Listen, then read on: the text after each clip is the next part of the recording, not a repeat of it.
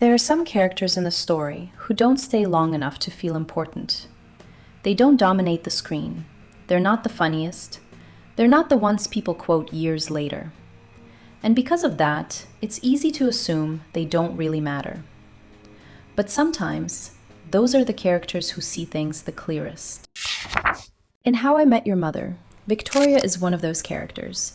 She isn't part of the main group, she doesn't shape the story in obvious ways, and compared to Ted and Robin, she almost feels like a side note. And yet, if you look closely, she might be the only person who truly understood how Ted's story was always going to end.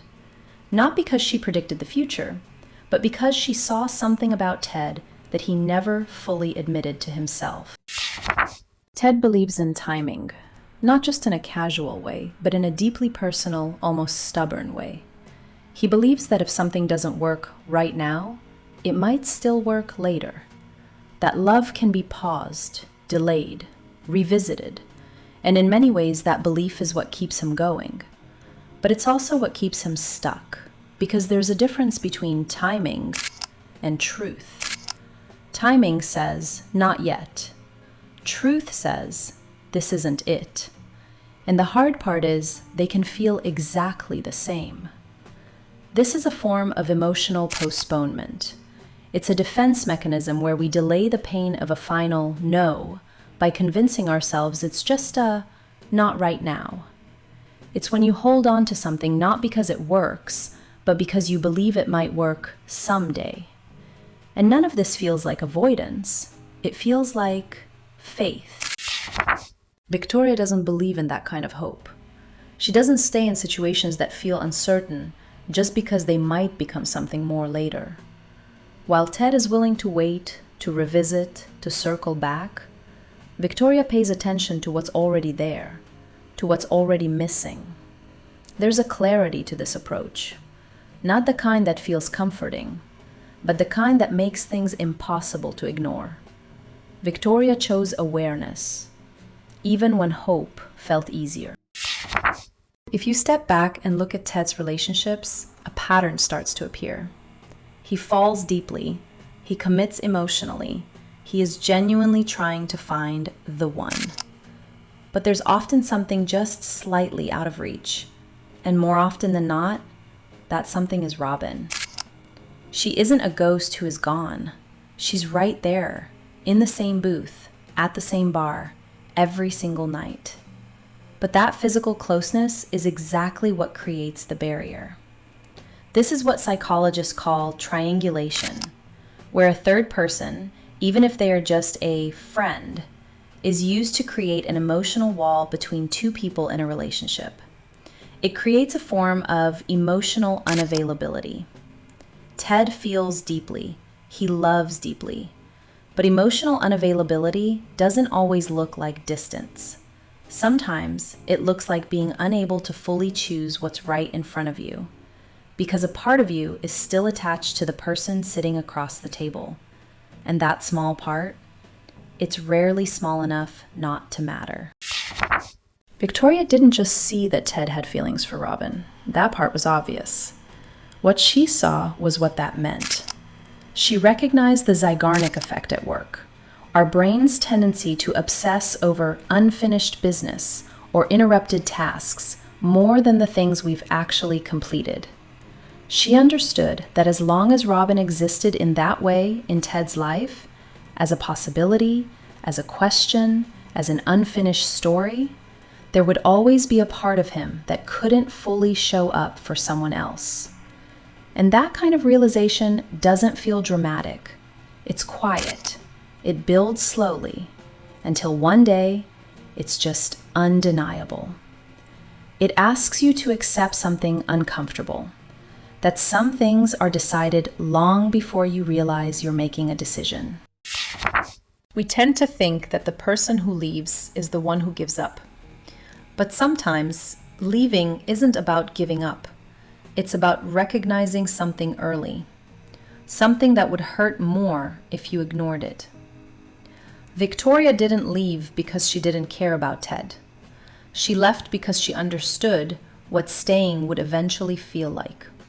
It's the strength of choosing discomfort now over resentment later. Most people understand this intellectually, but emotionally, it feels like failure. But sometimes the problem isn't effort, it's foundation. And no amount of effort can fix a foundation that was never fully solid to begin with. Most people have experienced something like this at some point. Being with someone who cares about you, but not in a way that feels fully certain. Holding on to something that almost works, but never quite settles into something stable. There's a space in between relationships, not quite wrong, not quite right, just unresolved. And those are often the hardest to walk away from, because nothing is clearly broken, but nothing is fully whole either. You just know. And knowing without being able to explain is one of the loneliest feelings there is. What makes Victoria's perspective so interesting isn't just that she left, it's that the story eventually proves her right. Ted and Robin do circle back after everything, which almost seems to validate Ted's belief in timing. But if you look at it differently, it also confirms what Victoria saw from the beginning, that Robin was always going to be a central part of Ted's story. And if that's true, then every relationship in between was always going to exist in that shadow. Everyone else is competing with a ghost they can't see. There's nothing wrong with hope. In many ways, it's necessary. But hope can also blur things. It can make situations feel more stable than they actually are. Awareness doesn't feel as good as hope.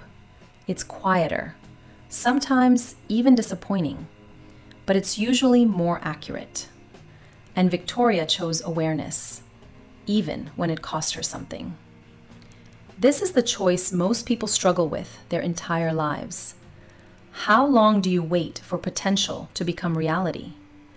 How do you know when patience becomes cognitive dissonance? That's the mental discomfort we feel when our brain tries to hold two clashing ideas, like this person loves me and this person isn't choosing me, at the exact same time. Hope can keep you in something too long. Awareness can make you leave too soon. And you often don't know which one you needed until years later. In a show built around big romantic gestures, Victoria represents something different. She represents the idea that sometimes the healthiest choice isn't to wait and see what happens. It's to accept what's already there. That kind of decision doesn't always feel satisfying. It doesn't come with a perfect ending. But it's honest. And honesty has a way of aging better than hope. Years from now, you might remember the person who told you what you wanted to hear, but you'll remember the person who told you what you needed to know. It's easy to look at Ted and think about how much he loved, how much he was willing to fight. But there's another side to that, the part where believing in something can sometimes keep you from seeing it clearly. We confuse intensity with compatibility. We confuse longing with love. We confuse the story we want with the story we're actually living. And when someone like Victoria comes along and gently suggests that maybe this isn't what we think it is, we don't usually thank them. Because admitting they might be right means admitting we've been wrong. Maybe that's why the storyline feels more personal than it seems at first. It's about recognition, recognizing a pattern, recognizing a feeling, recognizing a moment where something made sense, but we chose not to act on it. And later on, realizing that maybe we should have. Everyone has a Victoria moment in their life, a moment where someone saw something clearly, said it plainly, and walked away because staying didn't make sense anymore. Looking back, it was probably the most honest thing they could have done. Victoria wasn't the one who stayed. She wasn't the one the story followed until the end. But in a different way, She understood the story more clearly than almost anyone else in it. Not because she knew what would happen, but because she understood what was already there. Sometimes, the person who sees things clearly first is also the one who leaves first. And that doesn't make them wrong. It just means they were paying attention, while everyone else was still hoping. Maybe the hardest part isn't finding the right person. Maybe it's finding the courage to see the situation for what it actually is. If you've ever had a Victoria moment, that split second where you saw the truth but chose to stay anyway, let me know in the comments. And if you want more deep dives into the psychology behind the characters we love, consider subscribing. Thanks for paying attention.